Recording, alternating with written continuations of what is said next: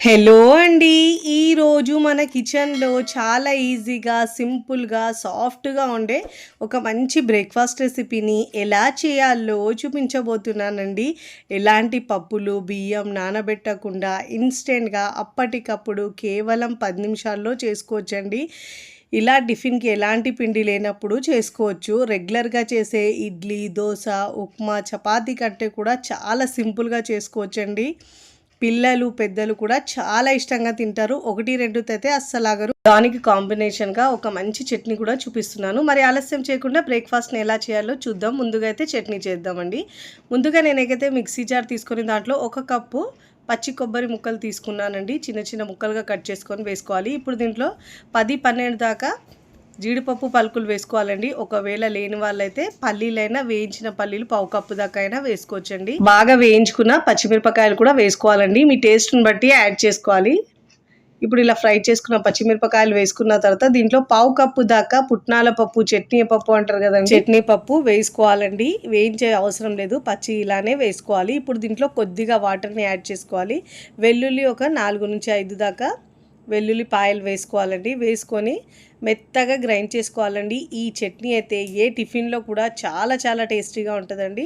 ఇప్పుడు ఇలా గ్రైండ్ చేసుకున్న ఈ చట్నీని మనం ఒక మిక్సింగ్ బౌల్లోకి తీసుకుందాం. ఫస్ట్ టైం నా ఛానల్ చూస్తున్న వాళ్ళు ప్లీజ్ నా ఛానల్ని సబ్స్క్రైబ్ చేసుకోండి, లైక్ చేయండి, పక్కనున్న బెల్ ఐకాన్ని ప్రెస్ చేయండి.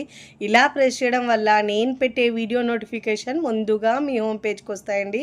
ఇప్పుడు ఇలా గ్రైండ్ చేసుకున్న చట్నీని బౌల్లో తీసుకున్న తర్వాత అదే మిక్సీ జార్ కడిగి పావు కప్పు దాకా వాటర్ వేసుకొని మిక్స్ చేసుకోవాలండి. నాకు బౌల్ చిన్నగా ఉంది కాబట్టి వేరే బౌల్లో నేను ట్రాన్స్ఫర్ చేసుకున్నాను చట్నీని అయితే. ఇప్పుడు దీంట్లో రుచికి సరిపోయినంత ఉప్పు వేసుకోవాలండి. ఉప్పు వేసుకున్న తర్వాత బాగా మిక్స్ చేసుకోవాలి. నేను ఇక్కడ యూజ్ చేసే ప్రోడక్ట్స్ ఏమైనా మీకు కావాలంటే నేను డిస్క్రిప్షన్లో లింక్ ఇస్తానండి, అక్కడ నుంచి మీరు బై చేసుకోవచ్చు. రెగ్యులర్గా మనం పోపు ఎలా పెట్టుకుంటామో సేమ్ అదే విధంగా పెట్టుకోవాలండి. 1 టేబుల్ స్పూన్ దాకా ఆయిల్ వేసుకొని జీలకర్ర, ఆవాలు, ఇలా ఎండుమిరపకాయలు వేసుకొని పోపు పెట్టుకోవాలండి. ఈ పోపును చట్నీలో వేసుకొని బాగా మిక్స్ చేసుకోవాలి.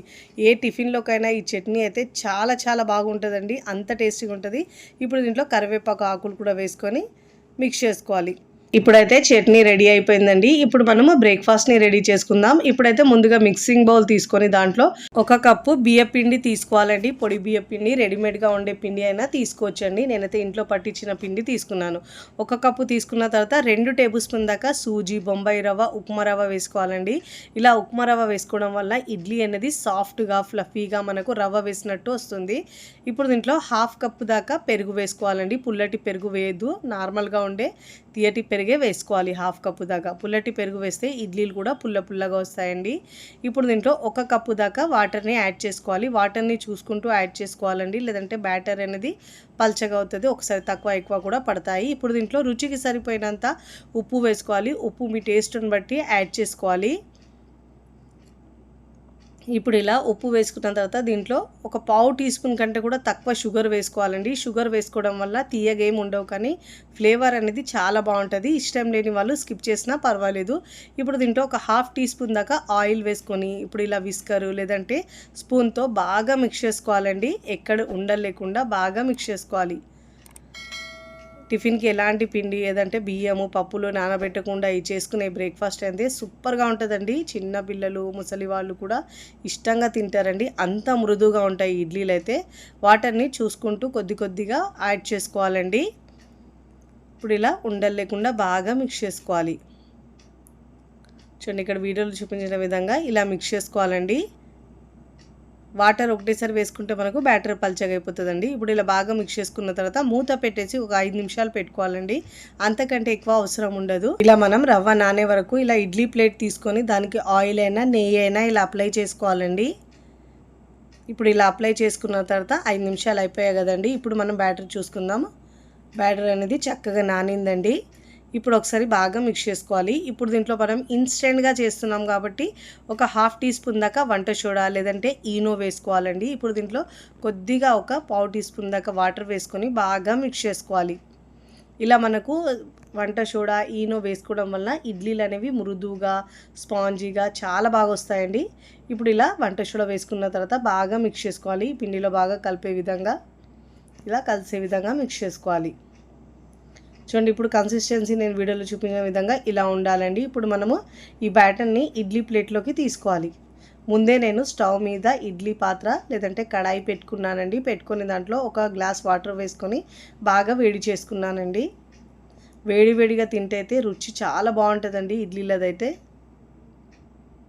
ఇప్పుడు ఇలా బ్యాటర్ మొత్తం వేసుకున్న తర్వాత ఇప్పుడు ఈ ప్లేట్ని మనం ఇడ్లీ పాత్రలో పెట్టుకోవాలి.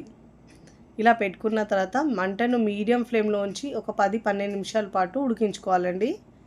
మూత పెట్టేసి చాలా మృదుగా వస్తాయండి ఇడ్లీలు అయితే. నేను ఒక 12 నిమిషాల తర్వాత మీకు చూపిస్తాను చూడండి ఇడ్లీలు ఎంత సాఫ్ట్గా వచ్చినాయో. ఇక్కడ మనము వేలి పెట్టి ఇలా చూస్తే మనకు తడి తగలలేదంటే ఇడ్లీలు చక్కగా ఉడికినట్టండి. ఇప్పుడు స్టవ్ ఆఫ్ చేసుకొని కాస్త చల్లారిన తర్వాత ఇడ్లీలను ఇలా తీసేసుకోవాలండి. స్పూన్ని వాటర్లో డిప్ చేసుకొని ఇలా ఇడ్లీలు తీసుకోవాలి. ఇప్పుడు నేనైతే సర్వింగ్ ప్లేట్లోకి సర్వ్ చేసుకుంటున్నాను. చాలా ఈజీగా సింపుల్గా టేస్టీగా చేసుకునే బ్రేక్ఫాస్ట్ చట్నీ మీకు నచ్చితే తప్పకుండా ట్రై చేయండి. ట్రై చేసి ఎలా కుదిరిందో మీ అభిప్రాయాన్ని కామెంట్ ద్వారా తెలియచేయండి. ఇడ్లీ చట్నీ కాంబినేషన్ అయితే సూపర్ అండి. అబ్బబ్బా మళ్ళీ ఇడ్లీ అనేవాళ్ళు ఇలా చేసి పెట్టండి. ఈ చట్నీ కోసమైనా ఇడ్లీలు చక్కగా తింటారు. ఉంచుతూనే తెలుస్తున్నాయి ఇడ్లీలు ఎంత మృదుగా వచ్చినాయో. వీడియోని లైక్ చేయండి. లైక్ చేసి హై బటన్ని నొక్కండి. ఫ్రెండ్స్ ఫ్యామిలీకి షేర్ చేయండి. మరికొన్ని టేస్టీ సింపుల్ క్విక్ రెసిపీస్ కోసం నా ఛానల్ని సబ్స్క్రైబ్ చేసుకోండి. Thanks for watching. బాయ్.